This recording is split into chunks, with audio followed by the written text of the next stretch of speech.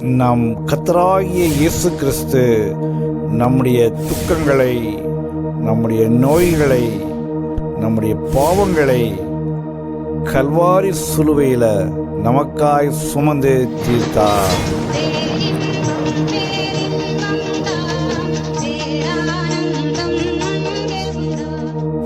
இந்த பேரின்ப நேரத்திற்கு உங்கள் யாவரையும் அன்பாய் அழைக்கிறோம்.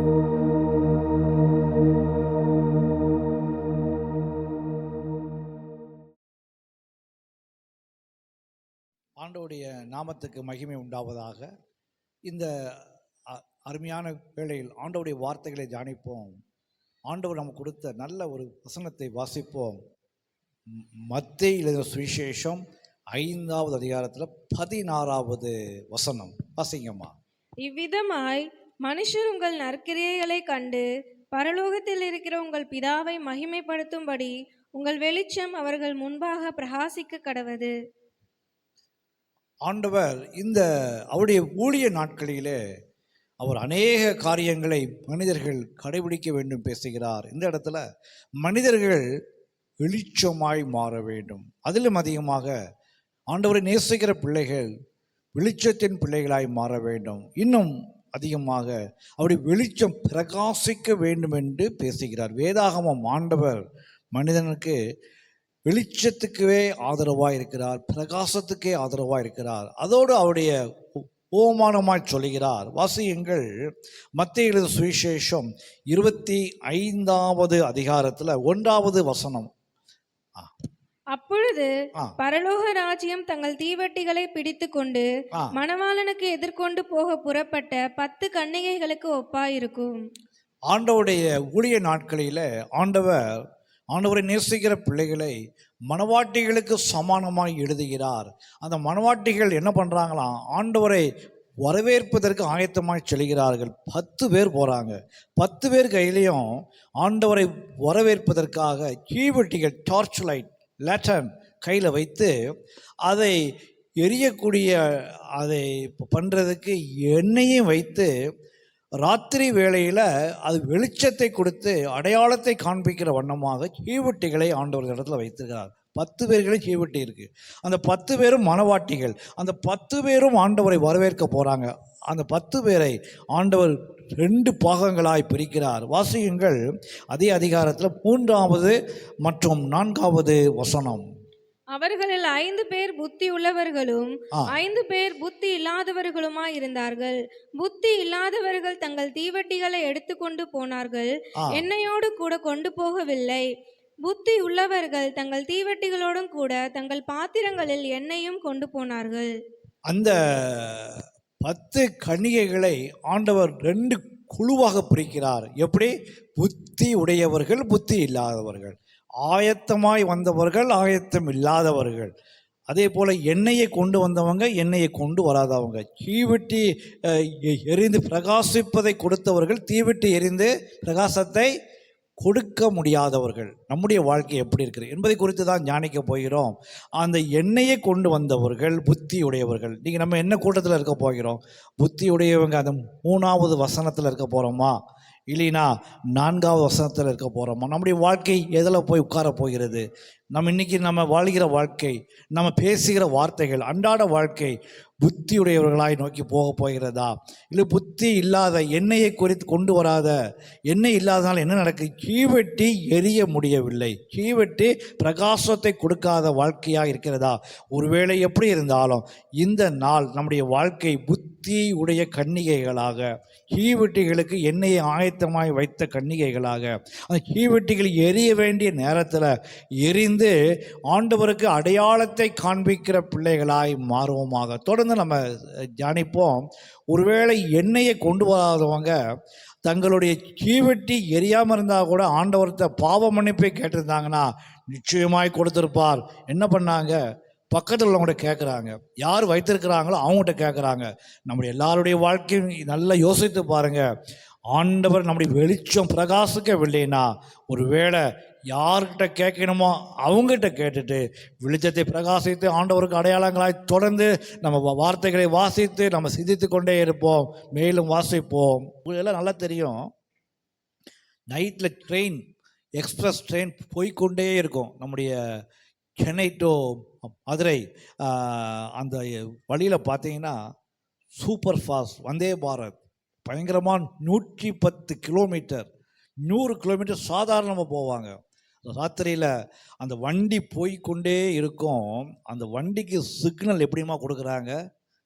வெளிச்சம்தான். சாதாரண லைட்டை வச்சு அதோடைய கலரை மாற்றி மாற்றி அந்த வண்டி எங்கே போகணும் எங்கே நிற்கணும் வேண்டும் சொல்கிறாங்க. அந்த வண்டி போகிற ஸ்பீடுக்கும் அந்த வண்டியுடைய அந்த பவருக்கும் சாதாரண லைட்டு, பச்சை கலர் லைட்டு, சிவப்பு கலர் பார்த்தா தெரியும். நான் சில நாளைக்கு பார்த்து கொண்டு இருப்பேன். அதி பயங்கரமாக போவேன். எல்லோரும் படுத்து தூக்கிட்டு இருப்பாங்க. அந்த டிரைவர் மட்டும், அந்த பைலட் மட்டும் அந்த எக்ஸ்பிரஸை ஓட்டி கொண்டு இருப்பார். மணி 2 மணி 1:30 மணிக்கு வண்டி போகும். இந்த பக்கம் வண்டி போகும், இந்த பக்கம் வண்டி போகும். அவங்க எண்ணம் போகிறோம், என்ன லைட் எரிகிறது, பச்சை லைட் போடுறாங்களா மஞ்சள் லைட் போடுறாங்களான்னு சொல்லி பார்த்தீங்கன்னா மிக ஆச்சரியமாக இருக்கும். என்ன அர்த்தம்? அவைகள் சமிக்கைகளை கொடுக்கிறது. சிக்னல். என்னது அது? சிக்னல். நாமும் ஆண்டவருக்கு சிக்னலை கொடுக்கணும்னா ஆண்டவர் நமக்கு கொடுத்த டார்ச் லைட்டை தான் உபயோகப்படுத்த வேணும். ஆமேன்னு சொல்லுங்க. சரி, இந்த சிக்னல்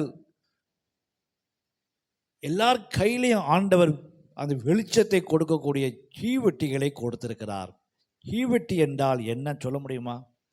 யோசித்து பாருங்க. அது எப்படியா தீவெட்டி பிடிக்க முடியும்? என்ன பிரதர், நாங்களே கையில், இந்த கையில் 2 கையில் ஸ்கூட்டர் ஓட்டிக்கிட்டு இருக்கிறோம், இந்த கையில் 2 கையிலையும் வேலை பார்த்துக்கிட்டு இருக்கிறோம், 2 கையிலையும் சமையல் பண்ணிக்கிட்டு இருக்கிறோம், குழந்தைகளை பிடித்திருக்கிறோம், எப்படி தீவெட்டியை பிடிக்க முடியும்? கேள்வி வருமா வராதா? கண்டிப்பாக வரும். தீவெட்டி என்பது இந்த அர்த்தத்தில் அப்படி போட்டிருந்தாலும் நம்முடைய அன்றாட வாழ்க்கையில் ஆண்டவர் நமக்கு கொடுத்த வார்த்தைகள் வாழ்க்கையாக மாற வேண்டும். ஆமென் சொல்லுங்க. ஹல்லேலூயா, ஹல்லேலூயா. எப்படி மாற முடியும்? எப்படி வெளிச்சம் வரும்? எப்படி வெளிச்சம் வரும்? நல்ல ஒரு இதுதான் அர்த்தம். இதுதான் பாருங்க. பார்த்தா சாதாரணமாக இருக்கு. எப்படி இருக்கு? சாதாரண லைட்ஸ். மிஞ்சி போனால் ஒரு 100 ரூபா வருமா? இது என்னைக்கோ சார்ஜ் போட்ட லைட்டு பார்த்தீங்கன்னா ஒன்றுமே இருக்காது. ஆனால் திடீரென்று இந்த மின்சாரம் தடைபடும் பொழுது அப்பந்தான் இதோடைய வெளிச்சம் என்னாகும்? தெரிய ஆரம்பிக்கும். அப்போ எல்லாத்து கையிலையும் ஆண்டவர் உங்களுடைய வாழ்க்கை உங்களுடைய கரங்களிலே. அநேக ஆட்டோக்களை எழுதி போட்டிருப்பாங்க, உங்கள் வாழ்க்கை உங்கள் கையில். அதை நம்ம இப்படி சொல்லலாம், என் வாழ்க்கை தீவெட்டியாக மாறுவதாக. ஹல்லேலூயா சொல்ல முடியுமா? ஹல்லேலூயா. நீங்கள் பேசுகிற வார்த்தைகள், நடக்கிற நடைமுறைகள், நாம் ஒவ்வொரு நாளும் வாழ்கிற வாழ்க்கை வெளிச்சத்தை கொடுக்கிற மணவாளன் பார்க்கிற மணவாளனை நாம் அடையாளம் காண்பிக்கிற. நான் இங்கே இருக்கேன், கொளம்பூரில் இருக்கேன், பச்சை சிக்னல் என் கையில் என்ன இருக்குது? ஆண்டவரே நீ எங்கேயும் தேட வேண்டாம், இதோ இருக்கிற சொல்லி எப்படி அந்த கேட் கீப்பர் அந்த ட்ரெயினுக்கு ஒரு சிக்னல் கொடுக்குறாங்களோ அதுபோல் தீவெட்டிகள் வெளிச்சத்தில் ஆண்டவரோடு பேச ஆரம்பிக்கும். இல்லை ஆமேன்னு சொல்லுங்க. 2 குரூப்பை ஆண்டவர் பிரிக்கிறாரு. 2 குரூப்ட்டு என்ன இருக்குது? அலங்கரிக்கப்பட்டவங்க, மணவாட்டி என்று பெயரை வாங்கினவர்கள், மணவாளனை சந்திப்பதற்காக ஆயத்தமாகி வாழ்க்கையை வாழ்ந்து கொண்டிருந்தவர்கள். ஆனால் ஒன்று மறந்துட்டாங்க. என்ன மறந்துட்டாங்க? வெளிச்சம் பிரகாசிப்பதில் சற்று கவனக்குறைவாக இருந்து விட்டார்கள். வாசிங்க, ரொம்ப ஆச்சரியமாக இருக்கும். அதில் 2வது வசனம் சத்தமாக வாசிங்கம்மா. அவர்களில் 5 பேர் புத்தி உள்ளவர்களும் 5 பேர் புத்தி இல்லாதவர்களுமாய் இருந்தார்கள். அந்த 10 பேரை 50% பிரிக்கிறார். 5 பேர் எப்படி இருந்தாங்களா? சத்தமாக சொல்லுங்க. ஞானம் உள்ளவர்கள். சத்தமாக சொல்லுங்க. அறிவு உள்ளவர்கள், ஆண்டவருக்கு பயப்படுகிறவர்கள், புத்தி உள்ளவர்கள். அடுத்த 5 பேர் புத்தி இல்லை. இவங்களும் மனவாட்டிகள் தான். வேதம் அப்படி தான் சொல்லுது. இவங்களும் மனவாட்டி, மணவாளனை பார்க்க போகிறாங்க. டெக்கரேட்டர், நல்ல டெக்கரேஷன், மணவாட்டி எப்படி இருக்கோ அது போல் இருக்கிறாங்க. ஆனால் நடுராத்திரியில் உங்களை எது வழி காமிக்க வேண்டுமோ, எது அடையாளம் காமிக்க வேண்டுமோ அதை அவர்கள் மறந்து விட்டார்கள். அல்லேலூயா. நம்மளை நடுராத்திரியில மணவாளனுக்கு அடையாளம் பத்துறது என்னது? நம்முடைய கீழ்வெட்டிகளிலிருந்து வருகிற வெளிச்சம். எல்லா கரங்களை தட்டி சொல்லுங்க. அது நபருக்கு நபர் மாறுபடும். ஆண்டவர் உங்களுடைய வார்த்தையின்படியாக உங்களுக்கு என்ன கொடுக்கிறாரோ அதுபோல வெளிச்சத்தை ஆண்டவர் அடையாளமாக வைத்திருப்பார். அடுத்தது வாசிங்க. புத்தி இல்லாதவர்கள் தங்கள் கீழ்வெட்டிகளை எடுத்துக்கொண்டு போனார்கள், ஆனால் என்ன கொண்டு போகல? எண்ணெயை கூட கொண்டு போகவில்லை. அடுத்த வசனம். புத்தி உள்ளவர்கள் உள்ளவர்கள் ஆ தங்கள் தீவட்டிகளோடும் கூட தங்கள் பாத்திரங்களில் எண்ணெயும் கொண்டு போனார்கள். மணவாளன் வர தாமதித்த பொழுது அவர்கள் எல்லாரும் நித்திரை மயக்கமா. அதுலேயும் வித்தியாசம் கிடையாது, அதுலேயும் ஒரே போல இருக்கிறாங்க. நடுராத்திரியிலே சத்தம் கேட்டது, இதோ மணவாளன் வருகிறார். அப்போதான் வித்தியாசம் தெரிய ஆரம்பிக்கு. கீவெட்டிகளை கொளுத்துறாங்க. 5 பேர் எண்ணெயை ஊற்றி கொளுத்தும் பொழுது அந்த வெளிச்சம் பிரகாசிக்க ஆரம்பிக்கிறது. அந்த புத்தி இல்லாத 5 பேர் கீவெட்டிகளை கொளுத்துகிற பொழுது வெளிச்சம் வரவில்லை, ஏன்னா எண்ணெய் இல்லை. எல்லாரும் சொல்லுங்க, இன்னைக்கு நம்ம எப்படி இதை விட்டு வெளியில் போக போகிறோம்? நம்ம யாரையும் குற்றமோ குறையோ சொல்ல முடியாது. வேதாகமும் 2 உதாரணங்களை உங்களுக்கு முன்னால் வைக்கிறது. எந்த வித்தியாசமும் இல்லை. எல்லார் கையிலையும் சார்ஜ் அந்த கீவெட்டில் லேட்ரான் இருந்தது. 10 பேர் இருக்கிறாங்க, வித்தியாசம் தெரியல. 10 பேரும் மானவாட்டிகள், வித்தியாசம் தெரியல. நடுராத்திரி வந்தது, அப்பவும் வித்தியாசம் தெரியல. அப்பவும் எல்லாரும் என்ன பண்ணிட்டாங்க? படுத்து தூங்கிட்டாங்க, வித்தியாசம் தெரியல. திடீரென்று சத்தம் வந்தது, இதோ மணவாளன் வருகிறார். அப்போ அவசர அவசரமா அந்த டார்ச் லைட் ஆன் பண்றாங்க. எண்ணெய் கொண்டு வந்தவங்க எளிதாய் ஆயத்தம் பண்ணி மணவாளனை எளிதாக சந்தோஷமாக சந்தித்தார்கள். எண்ணெய் இல்லாதவர்கள் உங்களை அறியேன், நீங்கள் யாருன்னு எங்களுக்கு தெரியாது என்று கதவு பூட்டப்பட்டு அதுக்கு மேலே சொல்கிறதுக்கு ஒன்றுமே இல்லை. அல்லேலூயா. உங்கள் வெளிச்சம் என்ன செய்ய வேண்டும்? பிரகாசிக்க வேண்டும். ஒரு எச்சரிப்பின் வார்த்தையாக, இல்லை ஒரு ஆயத்தத்தின் வார்த்தையாக, இல்லைன்னா நம்முடைய வாழ்க்கையை ரிவ்யூ பண்ணுகிற வார்த்தையாக, இல்லைன்னா இன்னும் முன்னேற வேண்டிய வார்த்தையாக இவைகளை எடுத்துக்கொள்ளுவோம். நல்ல வசனம். மத்தேயு 5:16, உங்கள் நற்கிரியைகள் பிரகாசிக்க வேண்டும். ஆமீன் சொல்லுங்க. அல்லேலூயா. குத்து விளக்கை கொளுத்தி வைக்கும்போது என்னம்மா ஊற்றுவாங்க? அதில் விளக்கு எண்ணெய், அப்படி தானே? வீட்டில் விளக்கு வைப்பாங்க, அதில் என்ன ஊற்றுவாங்க? அந்த எண்ணெயை ஊற்றினாதான் விளக்கு என்ன செய்யும்? எரியும். அது எல்லாத்துக்குமே தெரியும், விளக்கு எரியும், எல்லாத்துக்கும் தெரியும். ஆனால் நம்முடைய வாழ்க்கையோடு அதை தொடர்புபடுத்தி பார்க்கின்ற பொழுது நம்ம வாழ்க்கை பிரகாசிக்கிறதா? அல்லேலூயா. எண்ணெய் நம்முடைய வாழ்க்கையில் எப்பொழுதும் பயன்படுத்துகிறோமா, இல்லைன்னா அதை குறித்து எந்த ஞாபகமும் இல்லாமல் இருக்கிறோமா? நன்றாய் நாமே நிதானித்து பார்ப்போம். நாம் பிரகாசிக்க படைக்கப்பட்டவர்கள், மறந்தே போகாதீங்க. நாம் வெளிச்சங்கள், மறந்தே போகாதீங்க. அதில் வேதாகமும் பிரகாசத்துக்கும் வெளிச்சத்துக்கும் தான் எப்பொழுதும் முழு ஆதரவை கொடுக்கும். நன்றாய் அதை மறந்துடாம வச்சுக்கோங்க. 5 பேர், 10 பேர் போனாங்க. அதில் 5 பேருக்கு அந்த எண்ணெய் இல்லாமல் கீவெட்டியை எடுத்துகிட்டு போன 5 பேருக்கு வேதாகம் கொடுத்த சர்நேம் என்னது? என்ன பேருமா? புத்தி இல்லாதவர்கள், எண்ணெயை கொண்டு போகல. வெளிச்சத்தை கொடுத்தவர்கள் அவங்க யாரு? ஆண்டவர் கொடுத்த நிக்நேம், சர்நேம் என்னது? புத்தி உடையவர்கள். எனக்கு அன்பான தெய்வ பிள்ளைகளே, இந்த மாலை பொழுது நம்ம நிறைவு செய்ய போகிறோம் நம்முடைய வாழ்க்கை. இந்த வசனத்தில் நன்றாய் பாருங்க. 3வது வசனத்தில் உட்காருமா, இல்லைன்னா 4வது வசனத்தில் உட்காருமா? ஒரு நிமிஷம், நீங்கள் தான், நம்ம தான் முடிவு பண்ணோம். மத்தேயு 25வது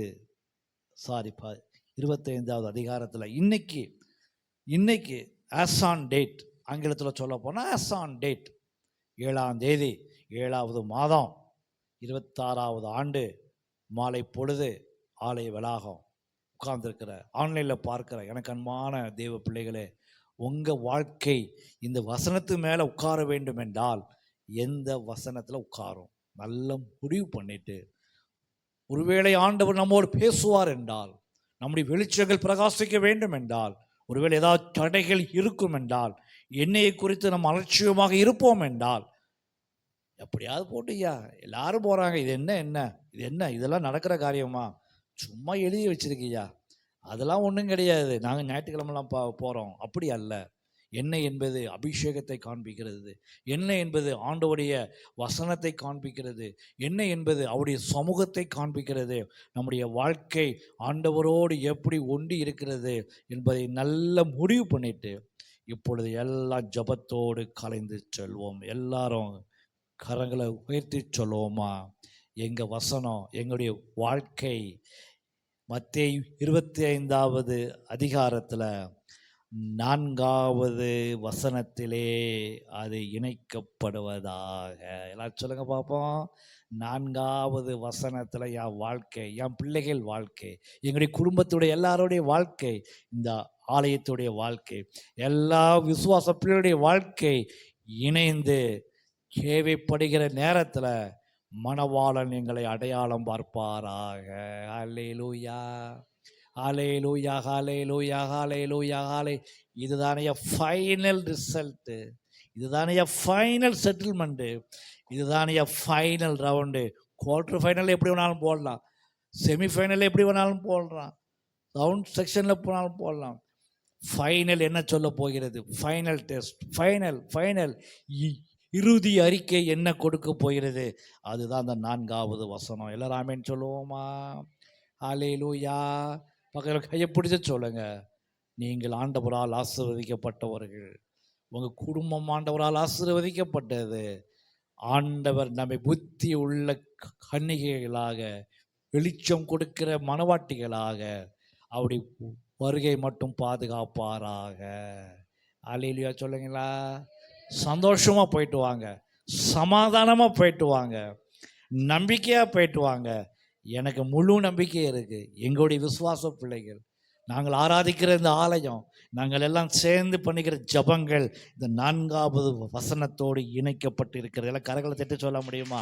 நாங்கள் எல்லாம் புத்தி உள்ளவர்கள், நாங்களாம் ஞானவான்கள், நாங்களாம் ஆண்டவரால் ஆசீர்வதிக்கப்பட்டவர்கள், நாங்களாம் வெளிச்சத்தின் பிள்ளைகள். எனக்கு எந்த சந்தேகமும் கிடையாது. ஏன்னா ஒவ்வொரு வாரமும் ஆண்ட வசனங்களை கொடுத்து எண்ணெயை நம்ம மேலே ஊற்றி கொண்டே இருக்கிற. ஆமென் சொல்ல முடியுமா? ஹல்லேலூயா, ஹல்லேலூயா. நீ எல்லாத்துக்கும் பணத்தை கொடுத்து தான் அந்த காரியத்தை செய்யணும், பணத்தை கொடுத்து தான் செய்யணும், இல்லை சம் எஃபெக்ட் கொடுத்தா தான் காரியம் நடக்கும். ஆனால் இருளை உண்டாக்குவதற்கு ஒரு எஃபெக்ட் வேண்டாம், வெளிச்சத்தை அணைச்சிட்டா போதும். என்ன வந்துடுமா? இருள் வந்துடும். என் கரண்ட்டு போயிடுச்சு, ஒரு டார்ச் வச்சுருக்குறோம், இல்லைன்னா ஒரு கேண்டில் வச்சுருக்குறோம், அது எரியுது, இருட்டு வேணால் என்ன செய்யணும்? பணத்தை கொடுத்தா செலவு பண்ணணும், இல்லை பெரிய ஒரு எஃபர்ட் போட்டால் பண்ணணும். இதை அப்படியே அணைச்சிட்டா போதும். என்ன வந்துடும்? புரிந்து கொள்ளுங்கள், இருள் எங்கே இருந்து வந்தது? வாழ்க்கையோடு இணைத்து பாருங்கள், குடும்பத்தோடு இணைத்து பாருங்கள். வெளிச்சம் எங்கே இருந்து வந்தது? சொல்லுங்க பார்ப்போம். எங்கேருந்து வந்தது? ஒரு மேட்ச் பாக்ஸ் அடிக்கிறோம், வைக்கிறோம், வெளிச்சம் வந்தது. அதே வெளிச்சத்தை இருளாய் மாற்ற வேண்டும் என்றால் பெரிய எஃபர்ட்லாம் ஒன்றும் வேண்டாம். பெரிய புல்டோசரை வச்சு உடைக்கணும், இல்லை பணத்தை செலவு பண்ணி இருட்டை உண்டாக்கணும், அதுக்கு சொல்லி ஒரு வெளிச்சம் ஒன்றும் வேண்டாம். அப்படி சட்டினீங்கன்னா போதும், முடிஞ்சு போச்சு. வாழ்க்கை மிக முக்கியம், கவனம் தேவை. கவனம், கவனம், கவனம். ஒவ்வொரு நாளும் வெளிச்சத்தின் பிள்ளைகளாய் மாறுவோம். ஒவ்வொரு செயலும் வெளிச்சத்தை நோக்கியே செல்லட்டும். நம்முடைய பிள்ளைகளை வெளிச்சத்தை நோக்கியே வளர்ப்போம்.